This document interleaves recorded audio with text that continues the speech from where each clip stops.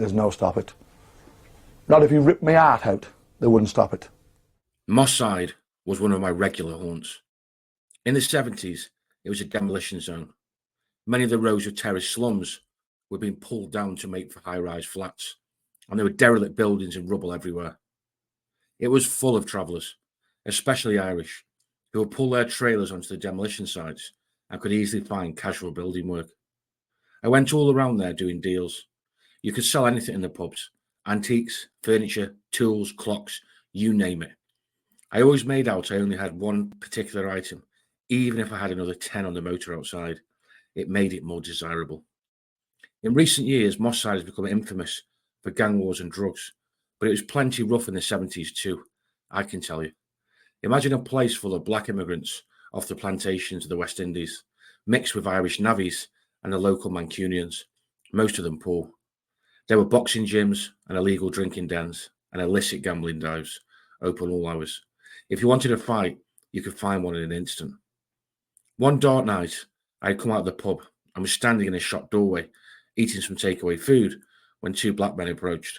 They both pulled out knives. Without even thinking, I kicked my heel through the shop window behind me and picked up the biggest shard of glass. The two would-be muggers looked at me, looked at the spear of glass, looked at each other, and walked off, as coolly as they could. Sensible men. A man with a bit of a reputation mouthed off at me in the pub one day. I walked outside with Soldier Dave to have a word with him, and he jumped in his minivan and locked the doors. "If you want to fight, fight me, man," I shouted. "Get out the van." He wouldn't get out. Dave said, "Leave it. He's a waste of time. All mouth." I was still mad. "I'll show him," I said, and lifted up the front of his van. That's how strong I was. He started the van and the wheels were spinning, but he couldn't get away. But neither could I now. If I dropped it, he'd run straight into me and kill me. Eventually, he cut the motor, and I let him go. Spending so much time in places like Moss Side and the Dingle in Liverpool, I developed a sixth sense for danger. Everywhere I went, I was ready for trouble. I needed to be. One Christmas, Johnny Wheeldon and I went to Manchester in an A60 van to earn a bit of dough. Johnny, the brother of my girlfriend, Gwendolyn, had been one of my boxers and could look after himself in a brawl. On the first day, I bought a load of copper for 40 quid and sold it for 150. We went on the beer and were driving back through Moss Side to our digs at the end of the evening when we saw a man lying in the gutter, surrounded by police and flashing lights. "Pull over, travellers," I said to Johnny. The man in the gutter was in a blue serge suit, face down in his own blood on the concrete. He looked dead. It was drizzling with rain, and the wet road shone under the street light. "What's happened to him?" I asked the nearest policeman. "Was he hit by a car?" "No, his son did it." He nodded towards a big blonde-headed man being restrained by 4 policemen. I got out of the car, my sleeves rolled up to the top of my biceps. "Have you just done that to your own father?" The blonde man stopped struggling with the officers and looked at me like dirt. He was as big as me and as strong as a bull, but was drunk. "Yeah, and I'll do worse to you," he slurred. Whether the police let him go or he broke loose, I don't know. But anyway, he came at me like a madman.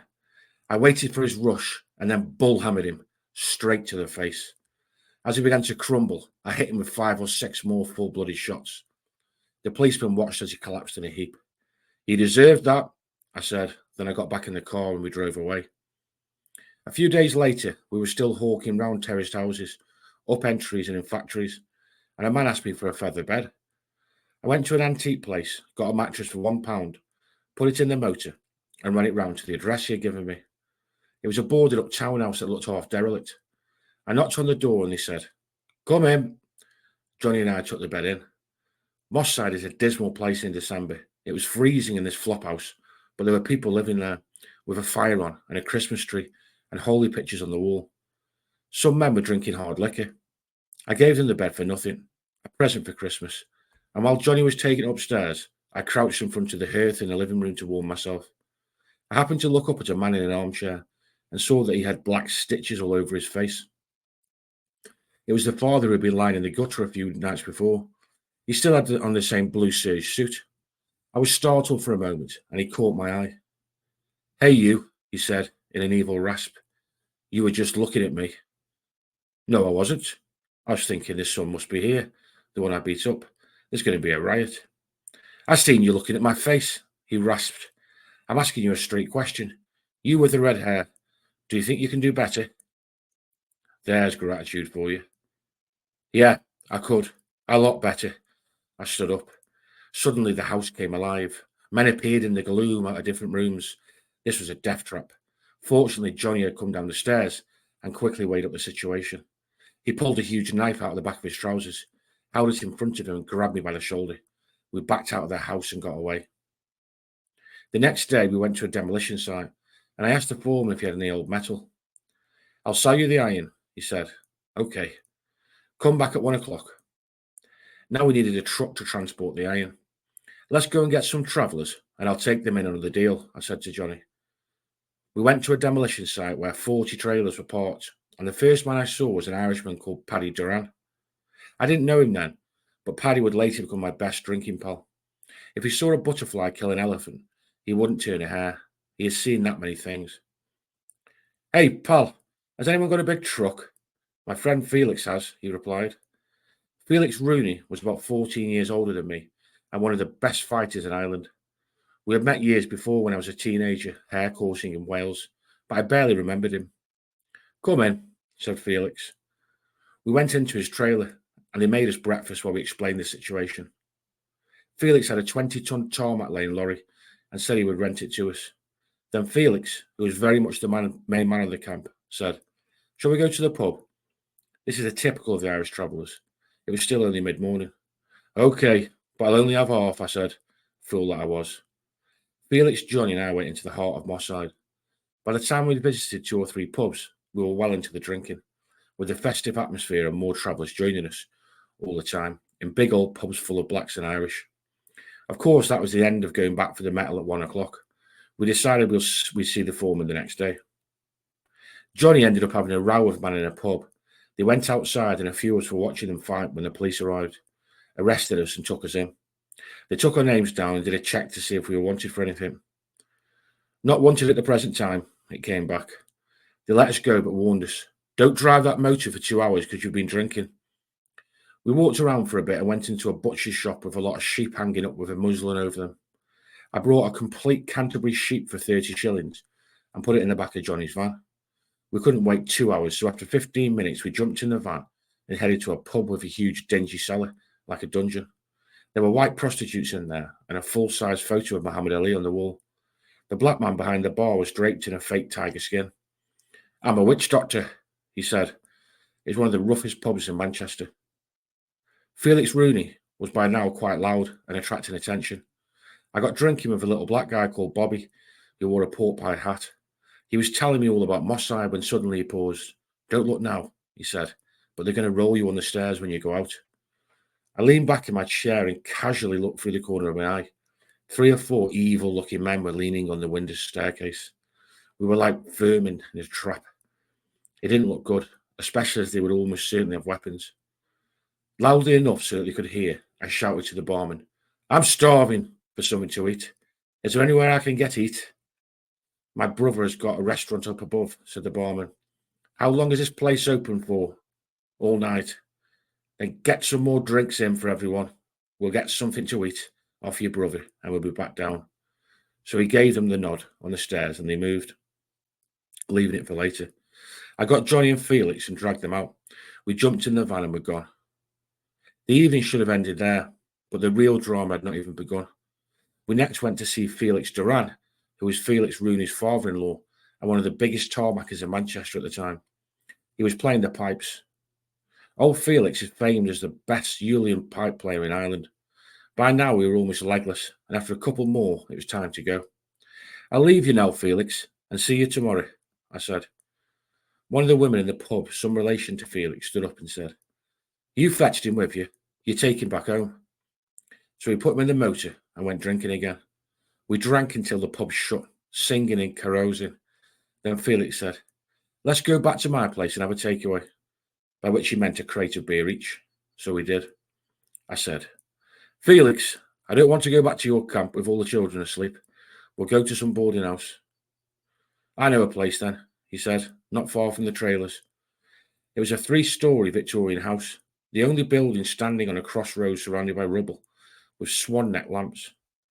We took the crates up to the top floor. There were rows of beds and 2 Irishmen in there. We gave them a drink. One had a melody with button keys and he played it while Johnny and Felix play wrestled on the bed drunk. I asked the men if there was anything to eat. By now it was 1 o'clock, too late to buy anything, and they had only bread. Then I remembered the sheep. We could cut it up and fry some chops. I went down the stairs and out into the foggy night. As I got to the van, I found a man in the back taking the sheep out. It was the man in the blue serge suit with the stitches in his face. He looked at me, then ran away with the sheep on his back. "Come back with my sheep," I shouted. It was farcical. I chased him, but he went up some alleyway and I lost him in the fog. There was nothing I could do but trudge back up the stairs. Eventually, Felix decided to go back to his camp, which was less than half a mile away. We'd see about the scrap metal the next day.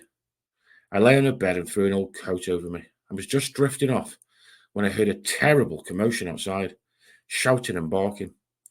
I went to the window and saw Felix in the middle of the road under the streetlight, with his fists up, roaring, "I'm the best man in the 32 counties of Ireland." There was a mob of men, women and children facing him in a very angry mood. At the head of them was the man who had stolen my sheep.